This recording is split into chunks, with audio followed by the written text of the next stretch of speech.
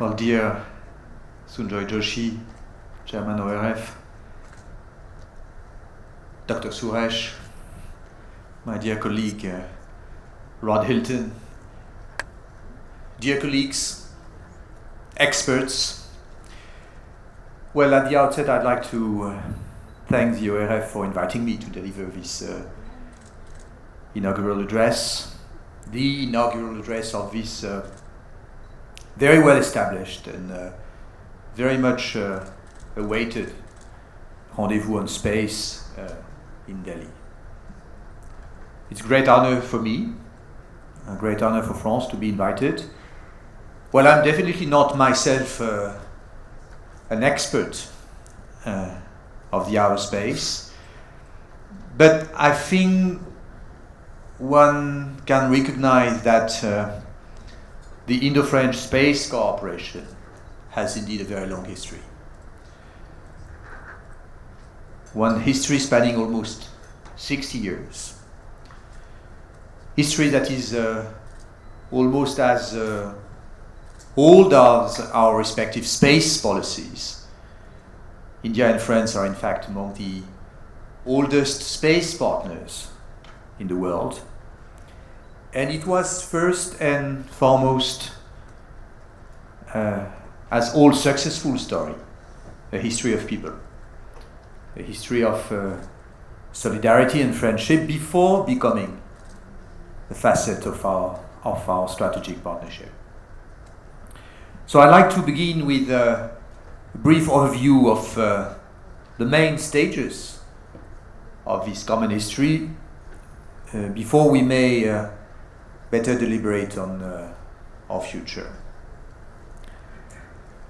Well, a cooperation of people, I called it, because the personal friendship between Dr. Vikram Sarabhai, the father of the Indian space program, and Jacques Blamont, was the first director of the French space agency, CNES, CNES, well, certainly played a role in initiating exchange between India and France on propulsion technology. It was in the very early 1960s. Sunjoy Joshi has recalled that the first sounding rocket launched in 1963 from Tumba in Kerala had already a payload of French design. And still today the Indian launchers are actually fitted with Vikas engines, which is none other than the Ariane Viking engine that Indian engineers have actually contributed to developing, and that India has been manufacturing since decades. This cooperation on propulsion technology is still going on, is still progressing. We hope to reach new milestones in the coming months. And it also went on to become a lasting partnership in space launches. Both our country acquired the capability of independently launching their satellites more or less at the same time. It was in the early 1980s.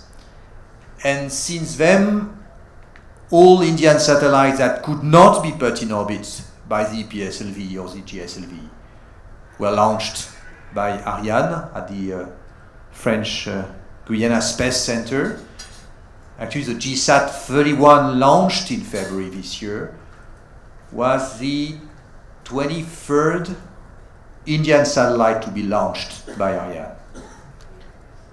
And similarly, France has chosen to launch several satellites, Spot 6, Spot 7, on the PSLV. Moreover, our two countries have learned to develop, to build, to operate satellites together, and particularly, as you rightly recalled, for climate monitoring. Two such Indo-French satellites are Megatropic, which studies the water cycle, energy exchange in the tropics, Second one being Zara Laltica for studying oceans from space and managing resources. And we're not stopping here. This fleet of joint satellites dedicated to climate studies will soon be enhanced with the launch of 2 more satellites, one in 2020, OceanSat 3 Argos mission, and one in 2024, our infrared observation in the French satellite Trishna. The data that are provided by these satellites help with food security, with managing water resources and climate research. Our space cooperation also extends to human space flights and exploration. France has always been willing to be by India's side for meeting the challenges of conquering space, and thus for India's project of sending a 3-astronaut crew to space by 2020, CNES has offered its expertise to ISRO in space medicine, especially, and will place its infrastructures, such as the MEDES Space Clinic, at ISRO's disposal for training future Indian astronauts. We are also considering with ISRO the possibility of embarking French scientific instruments on board future Indian missions to Mars and Venus. In line with the India-France joint vision for space cooperation that was signed a year ago in March 2018 on the occasion of President Emmanuel Macron's state visit to India, we've embarked on increasingly ambitious and strategic cooperation projects. And I'll cite just one example, the developing of a constellation of satellites for maritime surveillance, on which CNES and ISRO have been working for months and making significant progress. I think it's no exaggeration to state that this unique and historic partnership has made space cooperation one of the very decisive aspects in the development of both France and India as important space powers, and in being recognized as such. So what can we foresee for the future? Well, I'd say continuity, of course, but also a new ambition, or rather a renewed ambition. As it was the case in the past, our bilateral cooperation must be such a force that both countries may meet today's space-related challenges in a much coordinated and supportive manner. Well, space has become essential today. It's become essential for our armed forces. The use of space for military purpose is not new, but they have become indispensable for operations. Satellites enable our armed forces to communicate securely, to gather intelligence, to orient themselves, to guide missiles, to assess their impact thereafter. But more importantly, space has become essential for the lives of our people. In India, perhaps more than elsewhere, in India and in France, space programs serves the people. How would we manage to be oriented without navigation satellites today? How would we make financial transactions or communicate from a very, very remote region without communication satellites? How would we forecast tomorrow's weather without observation satellites? Well, every day, for any French or Indian citizen, not less than 10 satellites on average help us in our daily lives. And this figure is impressive. It's impressive, and yet space has become very vulnerable. Democratizing the access to space, of course, enables new players to offer a wide range of services at reduced costs. It's fortunate, but it's also a challenge.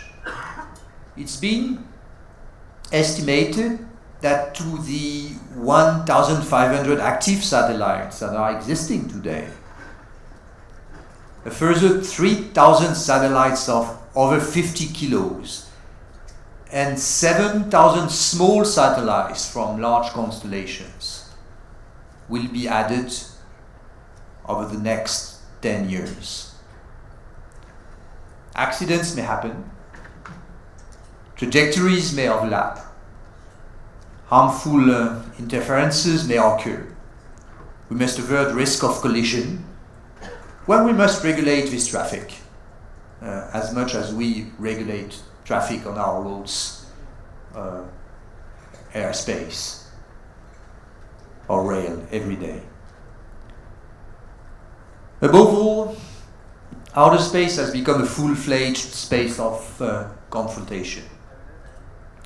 Like land, sea, air, cyberspace, well, space has become the arena of rivalries between major powers. We have described this development in our 2017 strategic review. And actually our defense minister a year ago had given a very concrete example when, last September, a Russian satellite had come within brushing distance of the Franco-Italian satellite Athenas Fidus.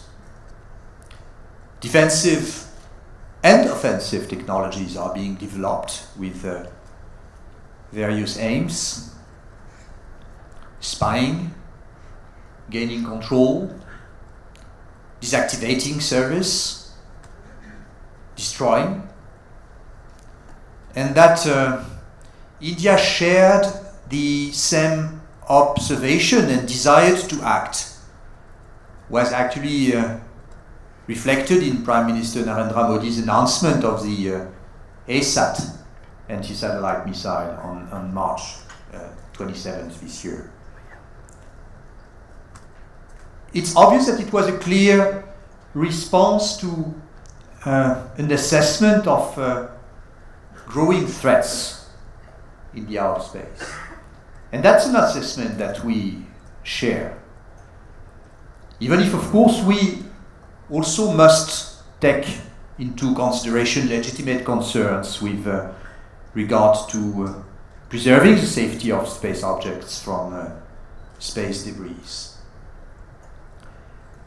In fact, our satellites today have to avoid almost 600,000 debris of over 1 centimeter, traveling at a speed higher than that of a bullet, which is, if I'm not mistaken, 7 kilometers per second. Well, we know collectively how important it is to mitigate the risks of generating additional debris. And given this situation, well, we must act together. India and France share the same interests and values in outer space. We wish to maintain the use of outer space for peaceful purposes. We intend to maintain our freedom of access to space, to build a real strategic spatial autonomy, and we therefore refuse any destabilizing arms race in space, which would be detrimental to all of us. India and France must protect themselves by developing the capability of detecting and attributing any potential aggressive act. And in this respect, France pursues a very determined policy at the national and European levels by placing, for instance, its capabilities and services at the disposal of the EU Space Surveillance and Tracking Consortium, over which CNES has been presiding since 2017. And I think the building of our respective capabilities and cooperating between our respective capabilities can contribute for the benefit of all to space traffic surveillance from the ground. India and France must also protect themselves through international laws. Well, the Indian government stated, I think a few weeks back, that it was supporting a negotiation process for future space regulation. And I suggest that we act together, because we have to act quickly. Well, it's certainly necessary to reaffirm the full applicability of international law and United Nations Charter to outer space. And for this, we have to adopt a very pragmatic approach. We have to move out from this debate of form, well, this legally binding between soft law, which has been ongoing since years, to the detriment of content. And of course, we have also to be inflexible on the effectiveness of any verification system to any international regulation. France has been very proactive on this subject over the past 10 years, well, actually since 2007, by initiating the European Union Code of Conduct for outer space activities, by contributing in 2013 to the group of governmental experts' recommendations on transparency and confidence building measures in outer space, TCBM, by proposing and participating in deliberations on the long-term sustainability of outer space activities at the Committee on the Peaceful Use of Outer Space, COPUOS, and by offering concrete proposals. More recently, as part of the group of governmental experts on the prevention of an arms race in outer space, Barros group, including specifically on debris. We've not been successful so far, but we've been proactive, and we must keep being as proactive as we have to be pragmatic on these issues. And I'm absolutely convinced that India assumes its rightful place in supporting these efforts, in initiating proposals. I'm absolutely convinced, actually, that the future of the long-standing, deep, ambitious space cooperation that we've built between France and India also lies, and maybe especially lies, in our ability to craft collective answers to the 21st century space challenges that are not only scientific answers or technological answers, but also legal answers. I wish that this topic will be more discussed in the coming days. It's absolutely crucial. I wish to all of you very, very fruitful discussions during this 3-day conference. Wish to reiterate my thanks to you for having invited me to this very, very important forum, and my conviction that as much as we've been standing together the past 60 years, France and India will play a decisive role together in meeting these crucial challenges in the coming months and years. Thank you very much.